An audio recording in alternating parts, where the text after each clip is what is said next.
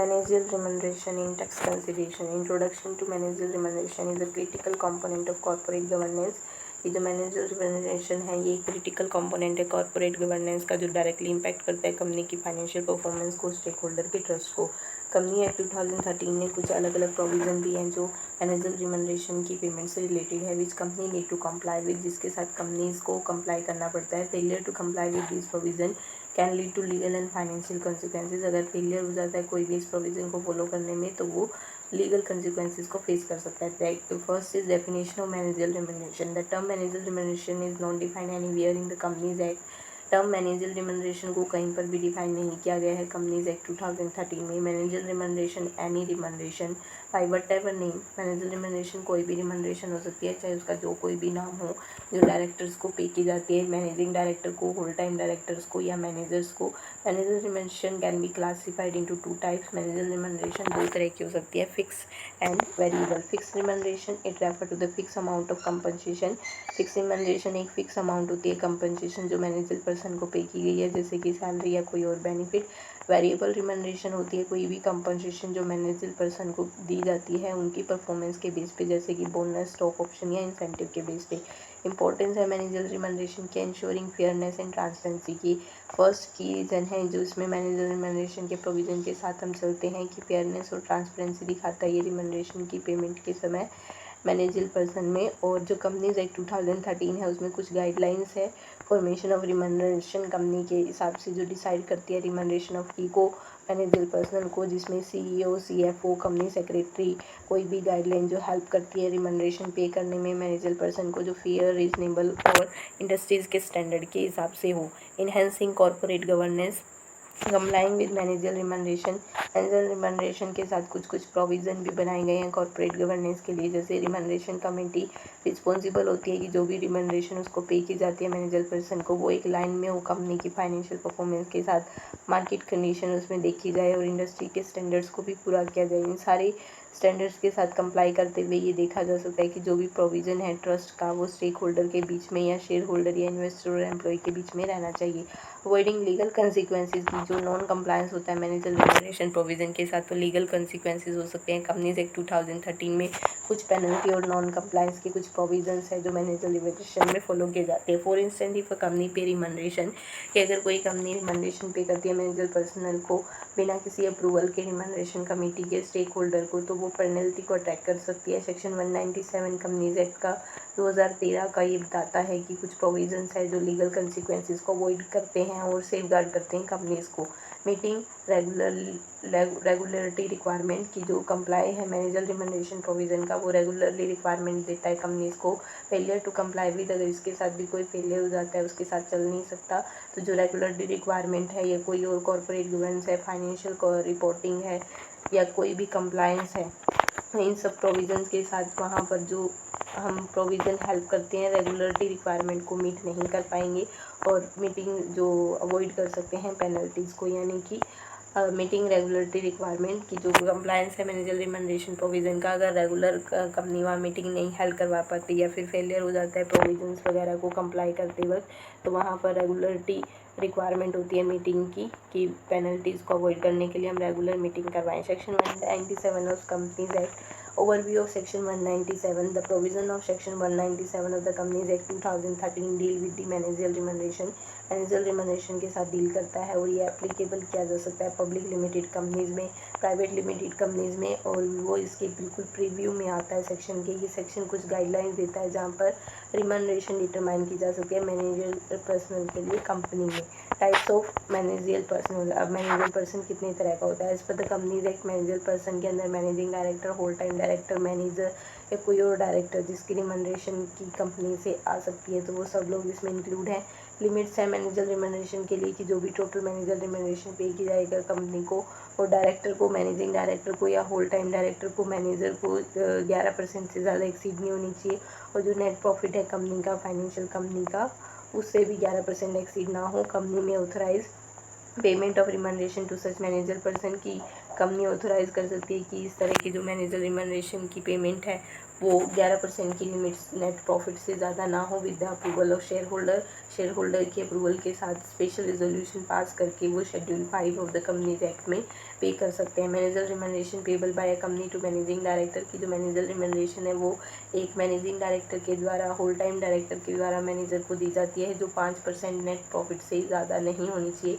The company has only one managing director, अगर company के पास सिर्फ एक ही मैनेजिंग डायरेक्टर है, होल टाइम डायरेक्टर या मैनेजर है, लेकिन एक या एक से ज़्यादा डायरेक्टर है जो रिमनरेशन पे करते हैं, तो वो 10% से ज़्यादा नहीं होनी चाहिए नेट प्रॉफिट की। For all of them put together the above limits however can be increase by passing a special resolution की इन लिमिट्स के लिए एक स्पेशल रिजोल्यूशन पास किया जा सकता है जनरल मीटिंग में। इसके अलावा रिमनरेशन जो भी डायरेक्टर को पे की जाती है या मैनेजिंग डायरेक्टर को या होल टाइम डायरेक्टर को, तो वहाँ पर मैनेजर शैल नॉट एक्सीड, जो मैनेजर की रिमनरेशन है वो 1% net profit of the company से एक्सीड नहीं करनी चाहिए। देयर इज मैनेजिंग डायरेक्टर और होल टाइम डायरेक्टर, कि अगर वहाँ पर managing director whole time director है तो 1% से ज़्यादा नहीं होनी चाहिए। और 3% of net profit of the company का जो नेट प्रॉफिट है वो 3% से ज़्यादा नहीं होगी। If there is no managing director, अगर मैनेजिंग डायरेक्टर नहीं है, अगर मैनेजिंग डायरेक्टर है तो 1% से ज़्यादा नहीं, और नहीं है तो 3% से ज़्यादा नहीं। जो ऊपर की लिमिट्स है उनको इंक्रीज किया जा सकता है स्पेशल रेजोल्यूशन जनरल मीटिंग में पास करके। The remuneration paid to non executive director shall be in the form of setting fees reimbursement of expenses की जो रिमनरेशन पे की जाती है एग्जीक्यूटिव डायरेक्टर को, उसको रिमर्समेंट एक्सपेंसेस को पूरा करने में यूज़ किया जाता है। तो रिमनरेशन पे की जाएगी नॉन एग्जीक्यूटिव डायरेक्टर को शैल be in the form of sitting fees, वो सिटिंग फीस हो सकती है, रिमर्समेंट एक्सपेंसेस हो सकते हैं जो इनकर्ड किए गए हैं परफॉर्मेंस ऑफ देयर ड्यूटीज़ में, या कमीशन हो सकता है किसी भी परसेंटेज का, नेट प्रॉफिट हो सकता है कंपनी का। जब कैलकुलेट की जाती है मैक्सिमम लिमिट मैनेजर रिमनरेशन की, तो जो सिटिंग फीस है रिक्वेस्टेड की उसको एक्सक्लूड कर दिया जाता है। लिमिट्स मैनेजर रिमनरेशन के की एस्पेक्ट्स को दिखाती है कॉर्पोरेट गवर्नेंस के अंदर और एंश्योर करती है कि स्टेक होल्डर के इंटरेस्ट को प्रोटेक्ट किया जाए। कंपनीज यहाँ पर कुछ लिमिट्स और एंश्योर करके चलती है कि जो कंपनसेट कर सके वो मैनेजर पर्सन को जो एक नेगेटिव इम्पैक्ट लेकर आती है कंपनी की फाइनेंशियल परफॉर्मेंस और रेपुटेशन के ऊपर। नेक्स्ट है nomination and remuneration committee. Companies act 2013 में हर एक लिस्टेड कंपनी को चाहिए कि वो अलग अलग कंपनीज की क्लासेस बनाए। Public company having paid up share capital of ₹10 crore, जो पब्लिक कंपनी है उसके पास लगभग पेड अप कैपिटल होनी चाहिए 10 करोड़ की या उससे ज़्यादा की। पब्लिक कंपनी जिसका टर्नओवर ₹100 करोड़ या उससे ज़्यादा हो गया है। Public company which have is aggregating outstanding loan, public company जिसने एग्रीगेट कर लिया अपने सारे आउटस्टैंडिंग लोन्स को, डिबेंचर्स को, डिपॉजिट्स को, और एक्सीड करती है ₹50 करोड़ को या फिर उससे ज़्यादा कंस्टिट्यूट डोमिनेशन को। रिमनरेशन कमेटी कंसिस्ट कर सकती है उसमें 3 या 3 से ज़्यादा कोई भी एग्जीक्यूटिव डायरेक्टर हो सकते हैं जो हाफ ऑफ इंडिपेंडेंट डायरेक्टर से ज़्यादा ना हो। कमेटी रिस्पॉन्सिबल होती है इस तरह की पॉलिसी बनाने के लिए। Managing director, whole time director और मैनेजर ऑफ द कंपनी के लिए। नेक्स्ट है कैलकुलेशन मैनेजर रिमनरेशन की कंपोनेंट ऑफ मैनेजर रिमनरेशन की। मैनेजर रिमनरेशन को basic salary, allowances, requested bonus, stock option सब दिया जाता है। रिमनरेशन कैसे कैलकुलेट होगी? Manager remuneration should be accordance with provision of companies act and the remuneration policy of the company. जो remuneration policy company की है उसके बेसिस पे इसको रिमनरेशन दी जाएगी। कुछ फैक्टर्स अफेक्ट करते हैं मैनेजर रिमनरेशन को, जैसे कि कंपनी का साइज़, इंडस्ट्री, फाइनेंशियल की परफॉर्मेंस, एक्सपीरियंस, क्वालिफिकेशन, मैनेजर का पर्सनल, या फिर कोई भी प्रिवेलिंग मार्केट कंडीशन हो सकती है। Disclosure and reporting requirement. Disclosure in board report. Company को एक डिटेल रिमनरेशन पे कर दी गई है, मैनेजर पर्सन को बोर्ड रिपोर्ट पर एक रिपोर्ट देनी होती है जिसमें टॉप 10 हाईएस्ट पेड एनुअल की लिस्ट होती है। एनुअल रिटर्न फाइलिंग कंपनी को डिस्क्लोज करनी होती है। रिमनरेशन पेड जो मैनेजर पर्सन को किया, एनुअल रिटर्न फाइल किया उन्होंने रजिस्ट्रार ऑफ कंपनी के साथ। Reporting to the central government if there is any compliance with provision of companies act regarding manager remuneration की कोई भी प्रोविज़न है, कंप्लायंसेस है मैनेजर रिमनरेशन के अंदर, तो जो कंपनी है या उसके ऑफिसर है लाइबल है कि उनको पेनल्टीज़ हो सकती है। ऑडिटर यहाँ पर रिक्वायर कर सकता है कि वो रिपोर्ट कर सकता है सेंट्रल गवर्नमेंट को। पेनल्टीज़ फॉर नॉन कंप्लायंस की जो टैक्स एप्लीकेशन है मैनेजर रिमनरेशन का, उस पर क्या पेनल्टी है? Applicable tax law income tax act 1961 govern करता है कि मैनेजर रिमनरेशन इंडिया में टैक्सेशन होगी। Tax treatment of different type of manager remuneration. अलग अलग मैनेजर रिमनरेशन पर अलग अलग तरह के टैक्स लगते हैं। Manager remuneration is an essential component of corporate governance and pledge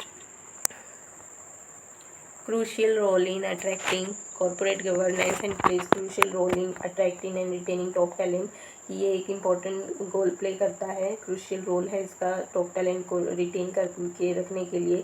however company need to be aware of tax implication of different types of manager remuneration की कंपनी को यहाँ पर अवेयर रहना चाहिए अलग अलग तरह के जो मैनेजर रिमनरेशन है उनके इम्पैक्ट को देखने के लिए। टैक्स ट्रीटमेंट अलग अलग टाइप का हो सकता है। मैनेजर रिमनरेशन को गवर्न किया जा सकता है इनकम टैक्स एक्ट 1961 में। इस आर्टिकल में हम टैक्स ट्रीटमेंट के बारे में पढ़ेंगे। फिक्स रिमनरेशन पर fix remuneration include salary allowances and other benefit. Fix remuneration में सैलरी अलाउंसेज और कुछ अदर बेनिफिट को इंक्लूड किया गया है जो रेगुलरली पे किए जाते हैं मैनेजर पर्सनल को। टैक्स ट्रीटमेंट होगा फिक्स रिमनरेशन का। सैलरीज फुली टैक्सेबल होगी hands of the employer. Required to deduct tax at source की इस पे TDS कटना चाहिए from the salary payment, salary की पेमेंट में से। Allowances such as house rent allowance, conveyance allowance, medical allowance ये सब टैक्सेबल होते हैं कुछ सर्टेन कंडीशन तक। If the allowances are use for their intended purpose, अगर अलाउंसेज को वो यूज़ करते हैं अपने पर्पज़ के लिए तो वो एग्जेम्प्ट है टैक्स से कुछ सर्टेन लिमिट तक। The excess amount is taxable, और जो एक्स्ट्रा अमाउंट होती है वो हमेशा टैक्सेबल रहेगी। कोई और बेनिफिट अदर बेनिफिट जैसे कि प्रोविडेंट फंड, ग्रेचुइटी, सुपरन्यूएशन या टैक्सेबल होती है वो हैंड्स ऑफ द रिसिपेंट के बेस्ड ऑन सर्टेन कंडीशन, कुछ कंडीशन इसके ऊपर भी लागू होती है। फिर है वेरिएबल रिमनरेशन जिसमें बोनस, स्टॉक ऑप्शन या फिर कोई और इंसेंटिव यूज़ किया गया है परफॉर्मेंस को देखते हुए मैनेजर पर्सन की। तो जो टैक्स ट्रीटमेंट क्या होगा बोनस का, bonus are fully taxable in hands of the employer is required to deduct TDS from the bonus payment की जो बोनस है वो पूरी तरह से टैक्सेबल है हैंड्स ऑफ एम्प्लॉयर के, तो एम्प्लॉयर को यहाँ पर TDS काटना होगा। नेक्स्ट है स्टॉक ऑप्शन। स्टॉक ऑप्शन को ट्रीट किया जाता है प्रीक्विस्ट चीज़ की तरह जो टैक्सेबल है रिसीवर के हाथ में। तो टैक्सेबल अमाउंट जो भी होगी वो डिफरेंस होता है फेयर मार्केट वैल्यू शेयर और date of exercise and the exercise price की। जिस दिन स्टॉक ऑप्शन उसको दिया उस दिन मार्केट में क्या प्राइस था और हमारा एक्सरसाइज प्राइस क्या था, उसका जो डिफरेंस होगा वो टैक्सेबल रहेगा। नेक्स्ट है अदर इंसेंटिव। कुछ और इंसेंटिव हो सकते हैं जैसे कि परफॉर्मेंस बेस्ड पे हो सकती है, रेगुलरिटी प्रोविजंस हो सकते हैं जैसे कंपनीज़ को यहाँ पर कुछ रेगुलरिटी प्रोविज़न भी फॉलो करने पड़ते हैं टैक्स ट्रीटमेंट के लिए, जैसे कि TDS ऑन सैलरी। एम्प्लॉयज़ को रिक्वायर किया जाता है कि वो DDS को टैक्स करवाएं अपनी सैलरी पेमेंट में से। नेक्स्ट है टैक्सेशन ऑफ रिक्वेस्टीज की। कंपनी को यहाँ पे ज़रूरत है कि वो कैलकुलेट करे, रिपोर्ट बनाए वैल्यू ऑफ रिक्वेस्टीज की, जैसे स्टॉक ऑप्शन हो गए, बेनिफिट हो गए। फॉर्म नंबर 16 में वो फिल करे। Taxation of bonus. एम्प्लॉयज़ को यहाँ पर TDS कटवाना चाहिए अपनी बोनस पेमेंट पर जो मैनेजर पर्सन से उसे रिसीव हो रही है। Company needs to be aware of the tax implication of different types of managerial compensation. तो कंपनीज को यहाँ पर अवेयर रहना चाहिए मैनेजर रिमनरेशन के लिए। The tax treatment of fix and variable remuneration is govern by income tax act 1961। जो भी टैक्स ट्रीटमेंट होगा फिक्स और वेरिएबल रिमनरेशन का वो 1961 एक्ट के अकॉर्डिंग चलता है। कंपनीज को वहाँ पर कंप्लाई करना पड़ता है रेगुलरिटी प्रोविजन के साथ टैक्स ट्रीटमेंट और मैनेजर रिमनरेशन के साथ, जैसे कि TDS, सैलरी, टैक्सेशन, रिक्वेस्टीज और bonuses. Compliance with this provision will help company avoid penalty. अगर इन प्रोविजन के साथ हम चलते हैं तो पेनल्टी को अवॉइड कर सकते हैं और एक स्ट्रॉन्ग कॉर्पोरेट कल्चर बना सकते हैं। नेक्स्ट है responsibility of auditor. As per the companies act auditor of a company has certain responsibility regarding manager remuneration. इनकी भी कुछ ना कुछ रिस्पॉन्सिबिलिटी होती है मैनेजर रिमनरेशन के लिए।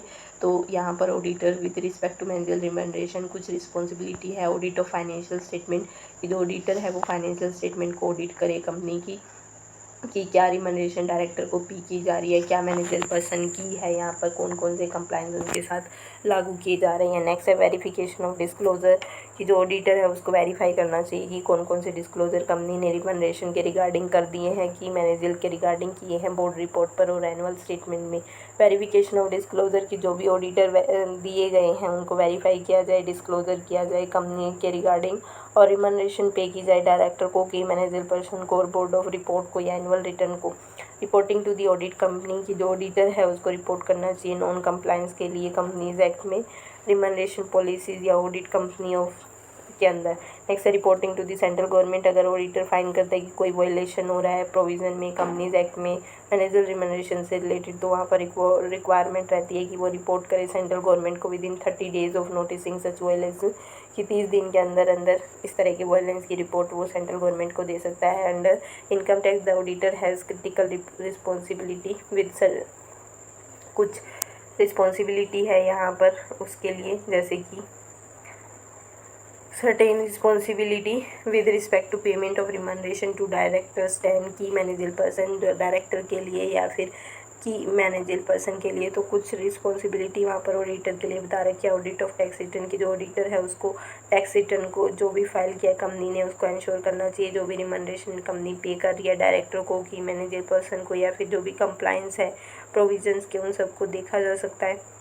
नेक्स्ट है वेरिफिकेशन ऑफ डिस्क्लोजर की जो ऑडिटर है वो वेरीफाई कर सकता है जो भी कंपनी ने डिस्क्लोज किया उन सारी चीज़ों को, रिमनरेशन जो डायरेक्टर को पे की गई है, की मैनेजर पर्सनल या टैक्स रिटर्न किए गए हैं। Reporting to the income tax department की अगर ऑडिटर को ये लगता है कि कोई भी वायलेशन हो रहा है इनकम टैक्स के प्रोविज़न में with respect to payment of remuneration के रिस्पेक्ट में, डायरेक्टर के की मैनेजर पर्सन के रिस्पेक्ट में, तो वहाँ पर वो रिपोर्ट कर सकते हैं इनकम टैक्स डिपार्टमेंट में। समरी में यही कहा जा सकता है कि जो ऑडिटर है वो रिस्पॉन्सिबल हो सकता है ऑडिट फाइनेंशियल स्टेटमेंट के लिए और वो डिस्क्लोजर करे ऑडिट की रिपोर्ट कमेटी के अंदर और सेंट्रल गवर्नमेंट को, and audit the tax return verify disclosure कि सारे टैक्स रिटर्न को ऑडिट करे, वेरीफाई करे हर एक डिस्क्लोजर को और उसकी रिपोर्ट इनकम टैक्स डिपार्टमेंट को दे विद रिस्पेक्ट टू पेमेंट और रिमनरेशन टू डायरेक्टर एंड की मैनेजर पर्सन की वो की मैनेजर पर्सन या डायरेक्टर को रिमनरेशन पे करेगा।